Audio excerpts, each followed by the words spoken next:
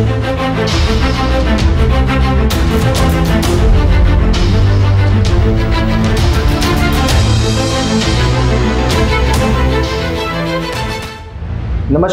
MNS aspirants, heartiest congratulations उन candidates को जिनको शॉर्टलिस्ट किया गया और जिनको 2 सितंबर से 14 सितंबर के बीच में बुलाया गया है base hospital new Delhi cantt में। अब क्या क्या डॉक्यूमेंट्स लेके जाने हैं, कैसे प्रोसीजर होगा, क्या क्या चीज़ें होंगी, आज इस वीडियो में मैं बात करूंगा। मिलिट्री नर्सिंग सर्विसेज स्टेज 2 सितंबर से कैसे प्रोसीजर होगा। सबसे पहले सारे एस्पिरेंट्स जिनको जिस डेट पे बुलाया गया है उस डेट पे आपको रिपोर्ट करना होगा। सुबह 7 बजे के करीब रिपोर्टिंग होगी। सबसे पहले आपका डॉक्यूमेंटेशंस होंगे, आपका डॉक्यूमेंट्स को चेक किए जाएंगे। हर एक कैंडिडेट को 3 कॉपी ऑफ एडमिट कार्ड लेके जानी है। हर एक कैंडिडेट को ये जो एडमिट कार्ड लेके जाना है ये सेल्फ अटेस्टेड फोटोग्राफ के साथ होना चाहिए, ठीक है। बिना एडमिट कार्ड आपकी एंट्री नहीं है। आपकी 10th की मार्कशीट, 12th की मार्कशीट, ये दोनों अनिवार्य है। 10th 12th की मार्कशीट के साथ साथ जब आप क्लास 12th खत्म करते हैं तो 12th की टीसी और 12th का माइग्रेशन सर्टिफिकेट ये भी अनिवार्य है। इसके साथ साथ आपके पास अगर क्लास 10th से लेके 12th के बीच में ड्रॉप है, 2 साल का ड्रॉप है, तो एक ड्रॉप सर्टिफिकेट या यूं कह लें गैप सर्टिफिकेट होना अनिवार्य है। निवास प्रमाण पत्र जिसे डोमिसाइल सर्टिफिकेट कहते हैं वो होना जरूरी है। आधार कार्ड होना जरूरी है। अगर आप SC ST कैटेगरी के हैं तो उसका सर्टिफिकेट होना जरूरी है, SC ST कैटेगरी का। आर्मी एयरफोर्स नेवी के कैंडिडेट्स जिनके पेरेंट्स आर्मी एयरफोर्स नेवी में हैं या एक्स सर्विसमैन हैं तो उसका एक प्रूफ होना चाहिए कि हाँ आपके पिताजी फौज में हैं या थे, ठीक। सर्टिफिकेट ऑफ, अगर आपके फादर वॉर हीरो थे, अगर किसी तरीके से वो वॉर के दौरान किसी ऑपरेशन के दौरान शहादत प्राप्त हुई थी तो उसका सर्टिफिकेट होना ज़रूरी है। NCC C सर्टिफिकेट का सर्टिफिकेट होना ज़रूरी है, ठीक। जिस भी स्पोर्ट्स में आपने कॉम्पिटिशन्स लिए हैं, जिस भी इवेंट में पार्टिसिपेशन लिया है, डांस किया है, कुछ किया है, वो होना ज़रूरी है उसके सर्टिफिकेट्स, ठीक है। क्योंकि आप फॉर्म पे लिखेंगे कि मैंने स्पोर्ट्स खेला है डिस्ट्रिक्ट लेवल पे तो उसका सर्टिफिकेट होना ज़रूरी है, ठीक। 10 पासपोर्ट साइज कलर्ड फोटोग्राफ्स आपको ज़रूरी हैं।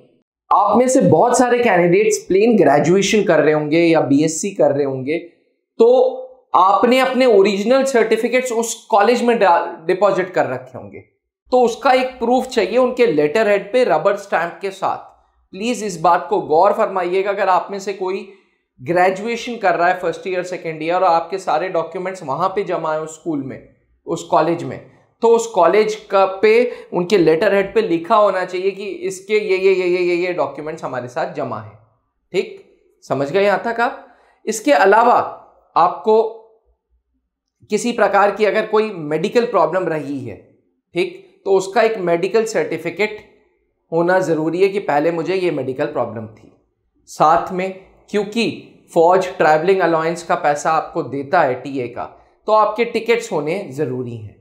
याद रखिएगा जो डेट ऑफ एग्जामिनेशन है वो नहीं बदली जाएगी। अगर आप अपने डेट पे नहीं पहुंच पाए देन यू आर मिस्टेकन।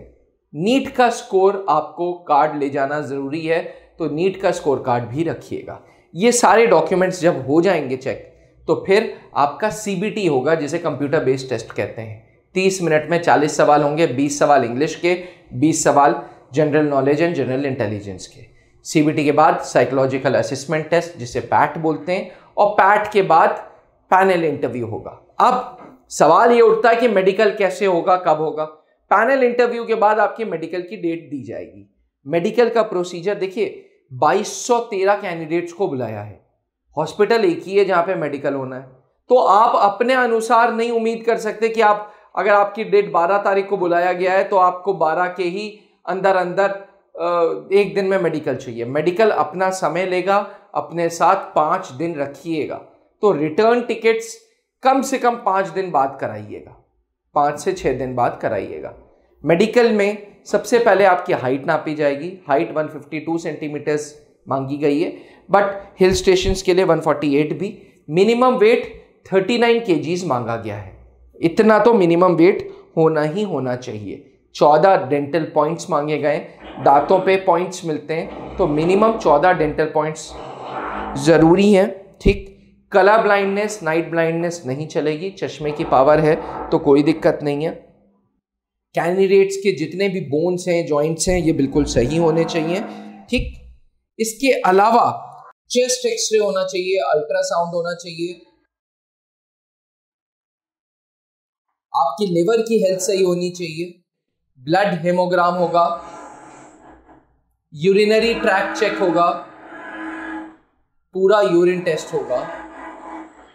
ये कुछ ऐसे टेस्ट हैं जो होंगे।